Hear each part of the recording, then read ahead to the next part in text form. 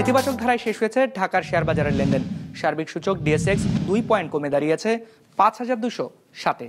লেনদেন হয়েছে ৪৮২ কোটি টাকার শেয়ারের মালিকানা। লেনদেনে অংশ নেওয়া প্রতিষ্ঠানগুলোর মধ্যে দর বেড়েছে ১৫০টির, কমেছে ১৮৬টির, আর অপরিবর্তিত রয়েছে ৫৯টির দর। এবার বাজার নিয়ে বিশ্লেষণ শুনবো অ্যালায়েন্স ক্যাপিটাল অ্যাসেট ম্যানেজমেন্টের। আজকে মার্কেট বিয়ারিশ সেন্টিমেন্টে ক্লোজ হচ্ছে। ইন্ডেক্স মাত্র 3 পয়েন্টস কমে এখন ফাইনালি দাঁড়িয়েছে ৫,২০৭ পয়েন্টসে। পাশাপাশি মার্কেটের টার্নওভার যথেষ্ট কম ছিল, মাত্র ৫০০ কোটি টাকার মতো।